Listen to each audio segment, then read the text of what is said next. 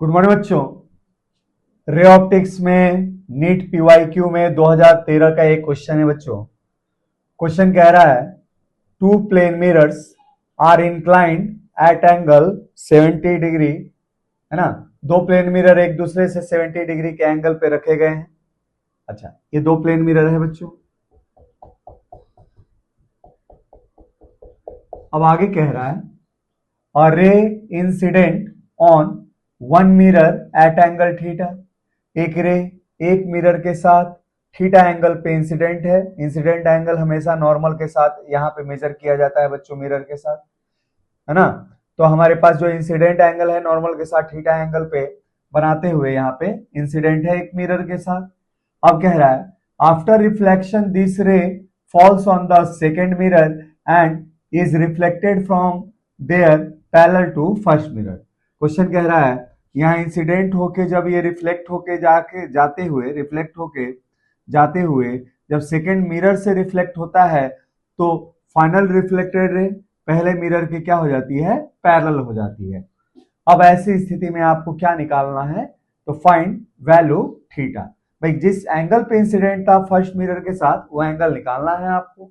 और यहाँ पे चार ऑप्शन है जिसमें से ऑप्शन ए क्या है बच्चों, आपके लिए सही है। 50 डिग्री इसका आंसर है। तो चलिए बच्चों क्वेश्चन को सॉल्व करते हैं और देखते हैं कि थीटा की वैल्यू कैसे आपको 50 डिग्री के रूप में यहां मिली हुई है। देखते हैं बच्चों सॉल्यूशन। यहां एक कॉन्सेप्ट आप याद रखेंगे, इसको हमेशा गांठ बांध लीजिए दिमाग में, है ना। कॉन्सेप्ट देखेंगे बच्चों। कॉन्सेप्ट ये है कि अगर दो मिरर एक दूसरे के साथ अल्फा एंगल पे इंक्लाइंड है और एक मिरर पे कोई भी लाइट इंसिडेंट है नॉर्मल के साथ थीटा एंगल पे, तो थीटा और अल्फा में आपके पास एक रिलेशन होता है। क्या रिलेशन होता है बच्चों, तो ये जो फाइनल आपका देखिए, फाइनल ये जो रिफ्लेक्टेड रे है और इनिशियल जो इंसिडेंट रे है, इन दोनों के बीच में एंगल बच्चों इस 2 अल्फा के बराबर हो जाता है। अर्थात कि दोनों मिरर के बीच में जो एंगल था ना उसके डबल के एंगल के ये बराबर हो जाता है फाइनल रिफ्लेक्टेड रे और पहले के इंसिडेंट रे के बीच का एंगल। ये याद रखेंगे बच्चों कॉन्सेप्ट। अच्छा, अगर ये 2 अल्फा हो गया अर्थात कि यहाँ पे अल्फा दे रखा है 70 डिग्री, ये हो जाएगा 2 इंटू 70 दैट इज 140 डिग्री हो जाएगा बच्चों। अब देखिए अगर ये एंगल थीटा है और ये 90 डिग्री है तो ये वाला एंगल कितना हो जाएगा बच्चों, ये वाला एंगल हो जाएगा आप लोगों के पास 90 माइनस थीटा। ठीक है, तो हम यहाँ पे एक कॉन्सेप्ट यूज कर सकते हैं क्या, तो आपके पास क्या हो जाएगा, angle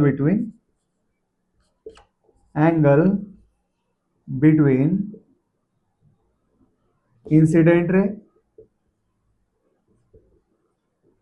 and final reflected ray हमेशा क्या होगा, 2 अल्फा के बराबर होगा। अब यहां अल्फा क्या है, alpha equal to angle between two inclined mirrors. Alpha equal to angle between two inclined mirror. काफी इंपॉर्टेंट सा कॉन्सेप्ट है बच्चों, है ना। तो आप देखेंगे इसमें अगर अल्फा की वैल्यू हमारे पास पता है, अर्थात कि दोनों मिरर के बीच में एंगल पता है, तो यहाँ पे थीटा आराम से निकाल सकते हैं। कैसे, तो फ्रॉम डायग्राम से आप लोग देख सकते हैं बच्चों, ये जो एंगल है 90 माइनस थीटा और 2 अल्फा, इन दोनों का सम किसके बराबर होगा, 180 डिग्री। आपके पास क्या है, दिया गया है 90 माइनस थीटा प्लस 2 अल्फा, इन दोनों एंगल का सम किसके बराबर है, 180 डिग्री। भाई ये टोटल एंगल कितने के बराबर होगा, 180 डिग्री के बराबर। अब इसमें एक एंगल है 2 अल्फा और एक एंगल है 90 माइनस थीटा।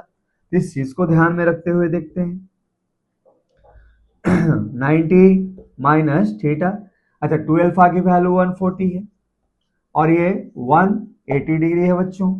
तो अगर हम इसको सॉल्व करें, थीटा को इधर ले जाएं, हमारे पास आंसर कितना मिल जाएगा, देखते हैं। और 90 डिग्री, है ना, और 90 इधर जाएगा, तो देखते हैं थीटा की वैल्यू कितनी मिलती है बच्चों।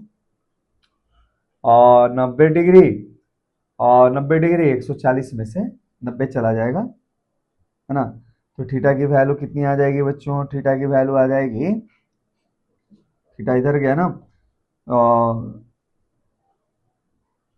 तो 140 माइनस 90। अच्छा, 140 माइनस 90 क्या होगा बच्चों, तो 140 में से 90 जाएगा तो कितना आ जाएगा, 50 डिग्री। ठीक है, 9 5 14। तो हमारे पास इन दोनों ही प्लेन मिरर के बीच में एंगल है 70 डिग्री, और ऐसी स्थिति में इंसिडेंट रे की जो एंगल है नॉर्मल के साथ 50 डिग्री होगी, जब फाइनल रिफ्लेक्टेड रे पहले वाले मिरर के पैरेलल हो जाता है। चलिए बच्चों, ऐसे क्वेश्चन को इस कॉन्सेप्ट से कीजिएगा, इस कॉन्सेप्ट को मैंने यहाँ पे एक्सप्लेन किया। तो ठीक है बच्चों, और देखते हैं प्रीवियस ईयर में नीट में आए हुए क्वेश्चनों को सॉल्व करते हैं यहाँ पे।